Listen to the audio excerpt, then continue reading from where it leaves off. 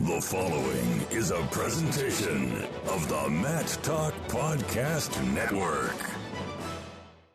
It's time to attack.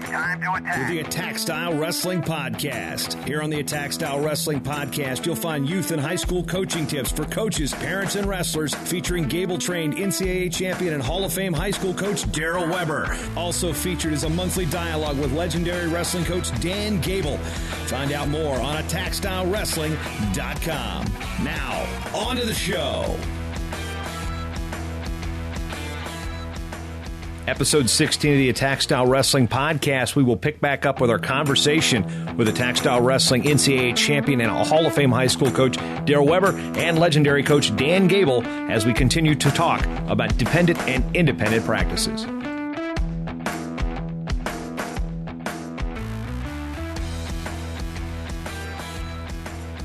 The number one question that I get routinely through Attack Style Wrestling from high school coaches mainly is how to run a practice with multiple skill levels, experience levels all at once, and I had a strategy for that. Like we talked about, I always have a game plan coming in that was geared towards what, the bulk of my team needed.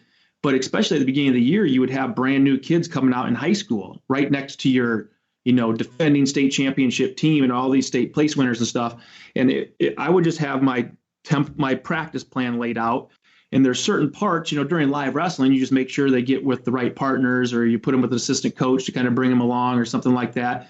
But then during the structured parts, rather than leave them in the dust, I would have a B version of what was going to happen and get with an assistant coach and say, hey, I want you to grab, this group. And while we're doing this, work on this, like you said, making sure that they are having a good experience and they were going home and like you said too, calling their parents, if they had a rough day, if they came in and got blown out of the water, I was on the phone with them before I was out of the parking lot at the high school, telling them they did a good job, keep your chin up, and building a relationship that way with their parents as well, doing the same thing.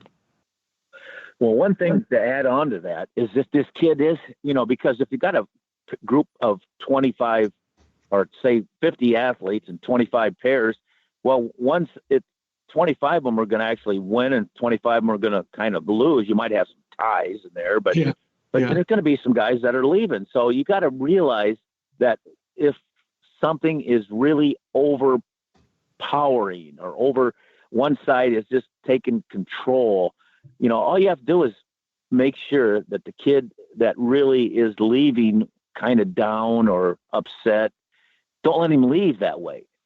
Get him in, have him go through some executions where he's actually executing moves. He's probably been hammered on for an hour and he hasn't scored an offensive move. So you just take that kid and have him hit 20, 25 good moves and, and have him doing it in a live situation, whereas his opponent letting him do it and he knows it, but it's called execution. And so you get the feel of something, not just get the feel of your opponent kicking you up, beating you up.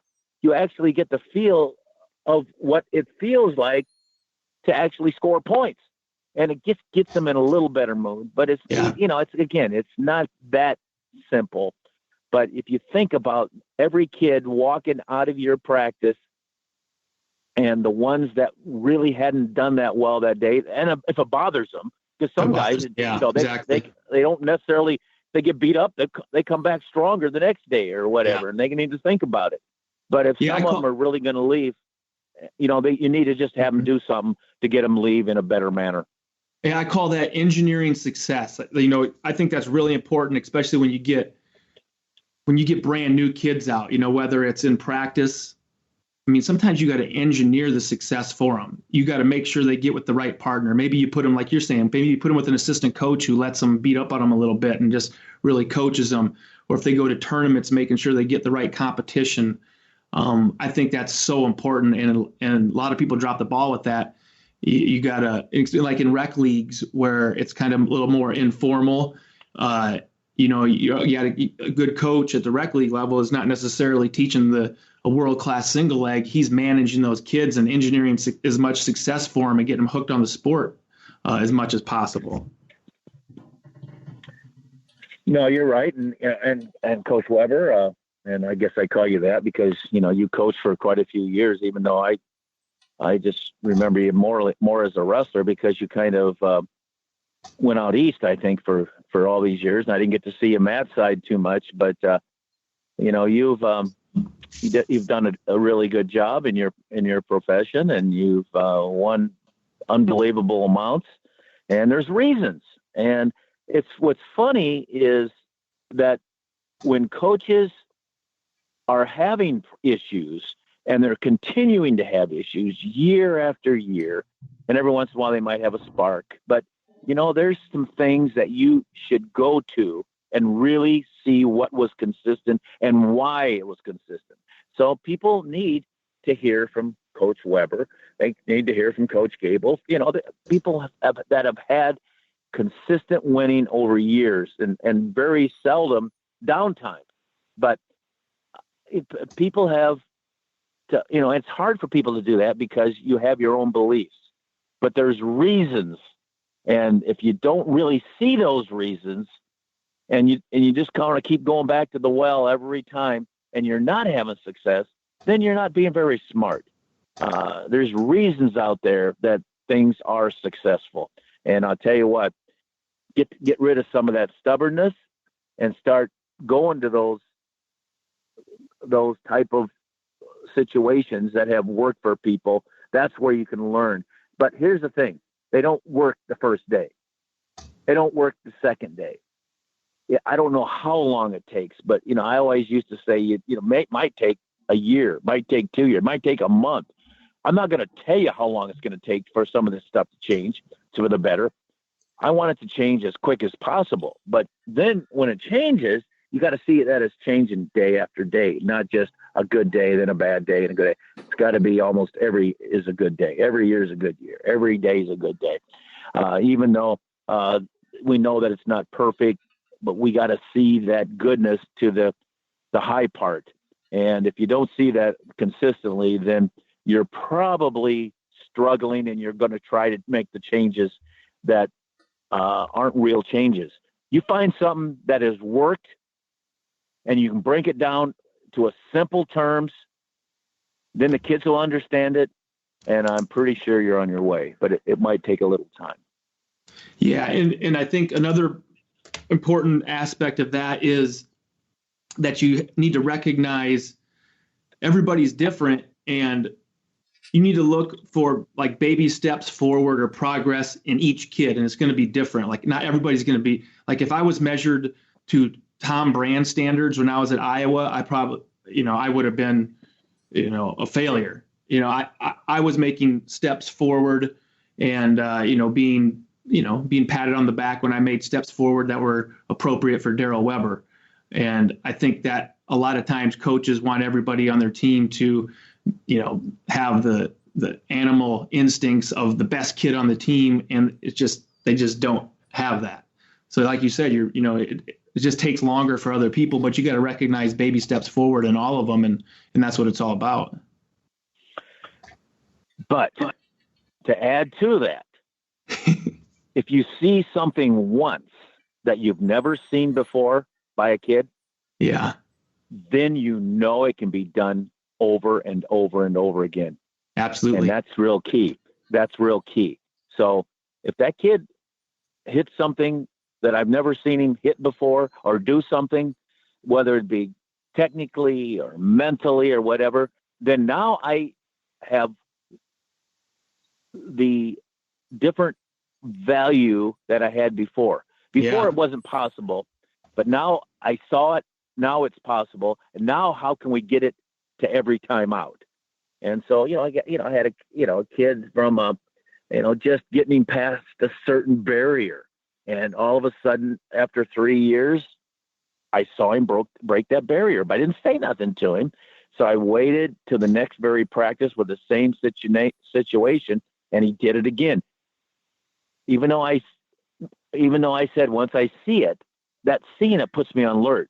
I just want to make sure he can do it again one more time. And now I'm going to say something to him. And once I say something to him and he comprehends it, then I pretty much can expect it most of the time. But it's all difficult, but it can be really rewarding. That's the most rewarding. Yeah, definitely. One thing I want to go backtrack a little bit to, and you talk about developing independence, developing that internal drive, and getting kids that, let's go to the practice room situation, during live wrestling, and you're trying to get kids to, push themselves, develop their own style, figure out how to manage a match, and all those things. And like we said, it can be hard, especially for high school and youth coaches, to feel like they can just say, okay, go wrestle. Okay, I'm going to give you 20 minutes, take breaks whenever you want, because your gut instinct says, oh, they're going to go out there and they're just going to play around. They're not going to get things done. But they will. Usually that doesn't happen, and you can coach them up to get tougher and tougher and build more independence in that situation. But I probably fell victim to this, and I see a lot of coaches, they try to do this. They try to work these angles to get some independence and do what we're talking about here. But let's say they give them a 20-minute go, and then 1 minute, 2 minutes into that 20-minute go, they're over top of those kids, just pushing them. And to me, I think it's hard to build independence by saying, hey, go wrestle 20 minutes, take your own breaks, and then being right up their rear end for the entire time, rather than kind of, coaching them up, hollering some stuff out, guiding them a little bit, but kind of letting them figure things out. Does that make sense? Yeah. And actually, I think the biggest mistake is when you go from dependence to independence, or you try to get them both working, then I think the big thing is that you don't throw 20 minutes out there. You might, a match is 2 minutes, 2 minutes and 2 minutes, or 3 minutes and 3 minutes, and it's actually longer than that for, there's overtimes, at least in high school and college. But I think that, you make it a little bit more realistic. And so they're focused and their concentration. You don't expect a kid to do it for 20 minutes. What you can do is maybe you can just go a lot of 2-minute periods and a lot of 3-minute periods. And those are kind of like independence as well, even though they can become more like matches and actually those goals. But, if you can get them to do that. So where I really feel like I can make a difference is towards the end of that period, whether it be 2 minutes, 3 minutes, 10 minutes, 12 minutes, 20 minutes. And, the best teams are going to hold up quite a while, so if it's a 2-minute period, there's going to be a lot of kids that can wrestle for 2 minutes, but there's going to be some that can't. And so when you come in, you're going to come in at the end of that 2 minutes to verbally push some of those kids that really only have 1:40 in them. And the same thing when they're all of a sudden they're built up to the 17th minute, 18th minute, then that's where, if you have a great team, that's where they'll be. And that's where you're going to come in. And, then also, if they're getting a lot done in those last few minutes because they feel like, I want to end the 2-minute period or the 3-minute period or the 10-minute period on a good note, that's where you can verbally help more than normal. But more than that, you don't have to stop at that 2-minute period. If you got things going that you haven't seen before, you got to keep that period going just a little bit longer. Yeah. Because that's the best time of performance under duress conditions for the kids, where they think, well, I'm going to be able to sit down in 10 seconds. I'm going to be done with the period in a minute, 30 seconds, or whatever it is. And so I'm going to execute well, and I'm going to wrestle hard. And, it makes a big difference. I think I'll go back to the Olympics this year. I'm going to go back to the Russian that actually got beat, took second. But I believe that second period against Burroughs this year with the Russian, and he was probably too tired to win in the finals because, he was dead, but he was still in the match against Burroughs. And he somehow talked himself into wrestling that second period. Mm-hmm. I could see it. He was overextending himself, and that maybe it cost him for the finals, but he wouldn't have got even into the finals had he not, been able to push hard at the end. And he really did. But, the way the system is, you have to come back in 20 minutes. Sometimes he didn't have to for the finals, but, he still might have been tired after 4 matches in a day or 3 matches. And then he has to go in 2 hours later and go to the finals. But you really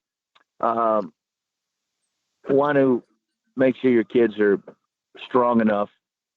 And if you don't actually dependently, and I'm going to stress dependence here, if you don't help them and if you don't let them go a little bit more, especially under those conditions, because if your kids cannot wrestle under tough, stressful conditions, because that's what's going to happen in wrestling.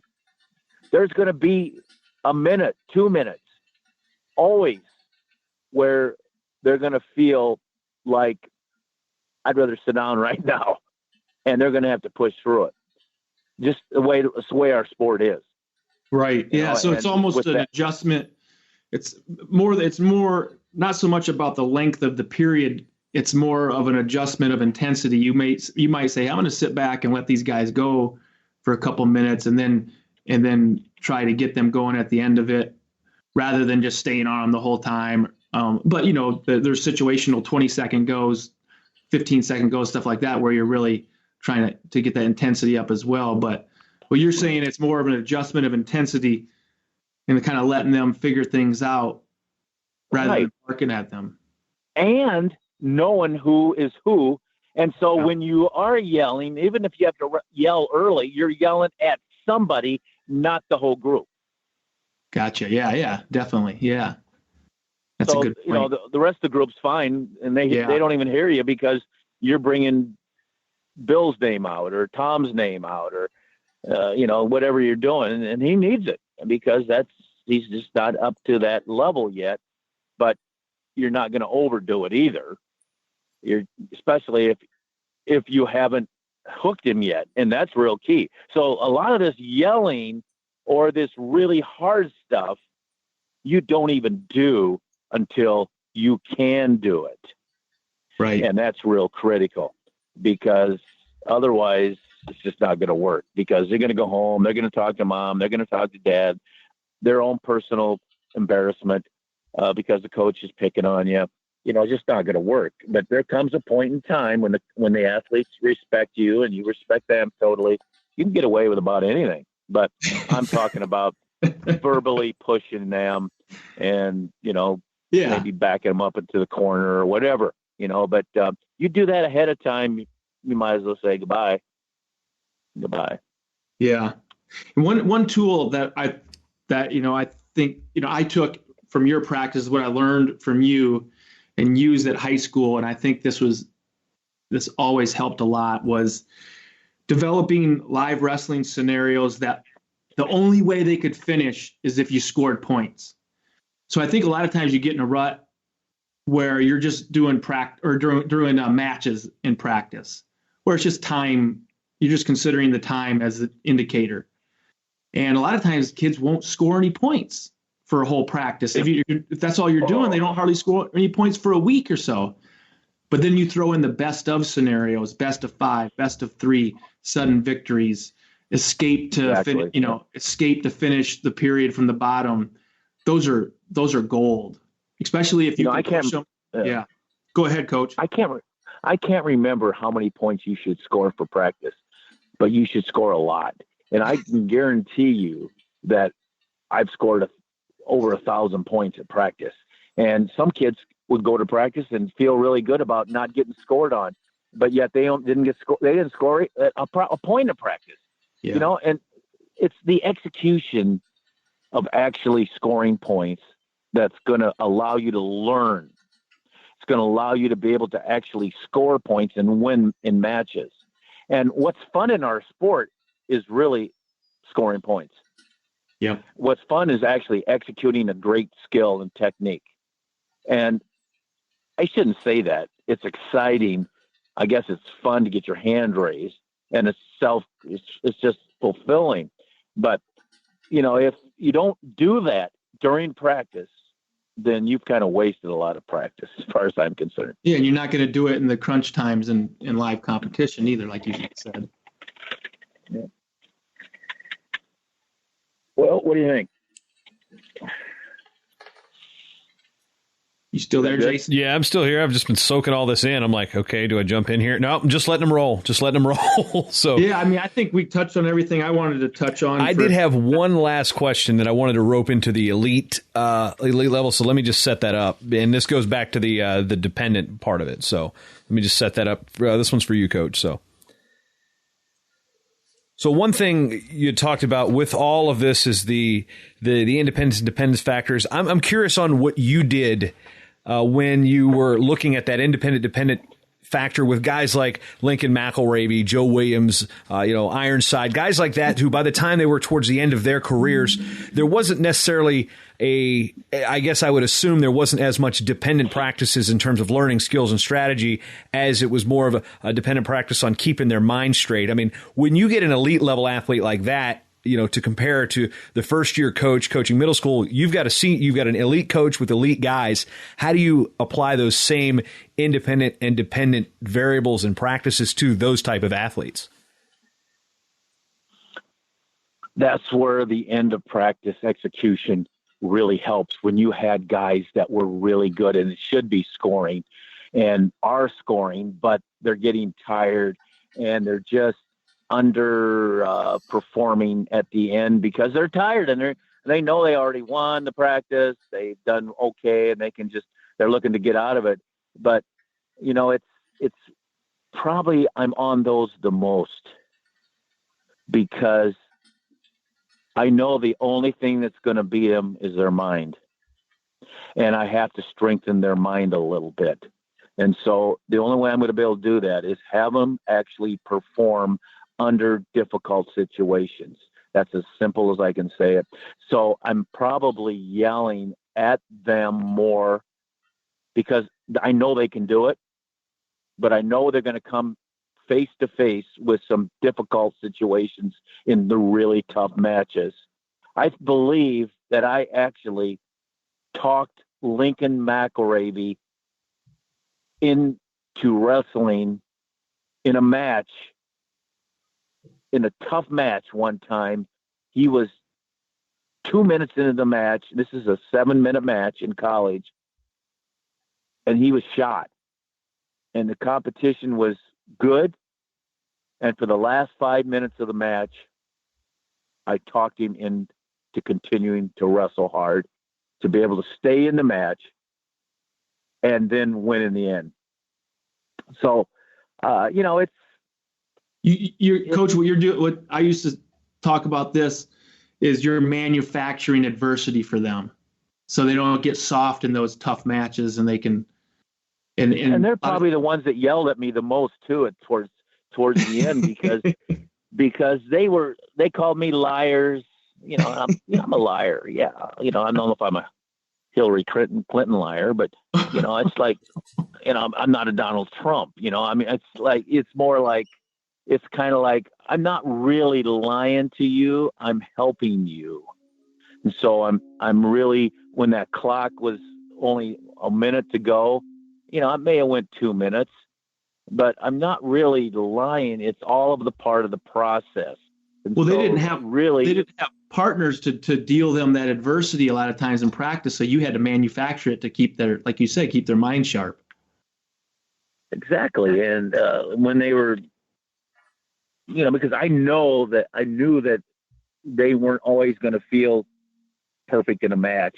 I knew they weren't going to be in some tough matches, and the only way they were going to win in these tough matches is to have been through them and been used to them, and not just once, but I'm talking about, 3 or 4 days a week where you have some dependence and then you have your independence, and now you're back at the end of the match or the end of practice and you're back to your dependent. And, that's the stuff that they thrive on. And the fact that they get used to doing something because they hear your voice. and they know that if they do it, they're done, you know, and so they can, it's pretty easy to complete the whole situation. But again, it's not perfect, and it's just something that, you know, works for you, but you got to find out really, you know, what works for you with each guy. But most of that stuff that we're talking about today works. You got to believe in it, and you can't just do it for a week or two. It's got to become some kind of a culture. And, you know, and then you don't even sometimes tell them really what you're doing totally. I mean, I think in the first book that I put out, A Wrestling Life, I believe Lincoln McRae, because we're speaking of him right now, he could read the chapter on the 93 season, or he read the chapter on him. And you know, what was it, 93? And this is 2016 or 2015, whenever that book came out. And he finally found out that the truth, you know, I mean, it was like, although it didn't matter, you know, it didn't really matter when a coach does what you're talking about. He sets up a scenario, and even when he leaves, no sense in telling the kid, you know, it's just amazing that there's things that you can do in your life and that you can control, and you can have it affect the outcome, and you don't even have to bother to get it out, because if you get it out, then people are going to start suspecting. And I'm not into coach anymore, but I'm still trying to help people in their life, and I help people when they have questions. But, you know, sometimes you have to do what you have to do, as long as it's not totally out of line or illegal. Yeah, that's why the magician doesn't show his tricks. Exactly. So,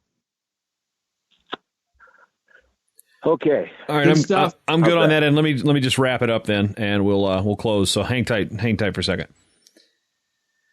And wow, what a degree of insight, Coach Weber, from Coach Gable. You know, never one to be short on words and talk about the sport of wrestling, but I think there's a lot of knowledge there. And Daryl, just, I mean, having wrestled for this guy, you've got to hear a lot of this before, but sometimes when you hear it again and you hear it updated for 2016, a lot of it just makes a lot more sense when you're a coach than when you were an athlete.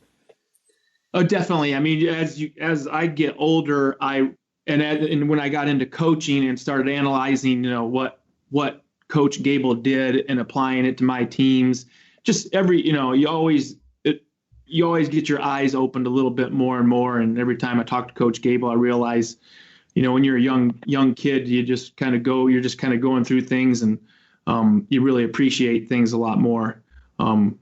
Which also Coach Gable hand wrote up a document that kind of outlines his philosophies on this independent and dependent practices. And I've scanned them and I have them on my computer, and I'm gonna try to put the blog post that we put this podcast on Attack Style Wrestling. I'll have a section where you can sign up and get a free scanned copy of Coach's handwritten document that he put together on this. And that's all available at attackstylewrestling.com. So check us out on iTunes, Stitcher, Spreaker, SoundCloud, iHeartRadio, wherever you check out podcasts. And, of course, attackstylewrestling.com/products for all the Attack Style Wrestling gear, including the Gable-trained information. So for Coach Gable and Daryl Weber, this is Jason Bryant. We'll see you next time.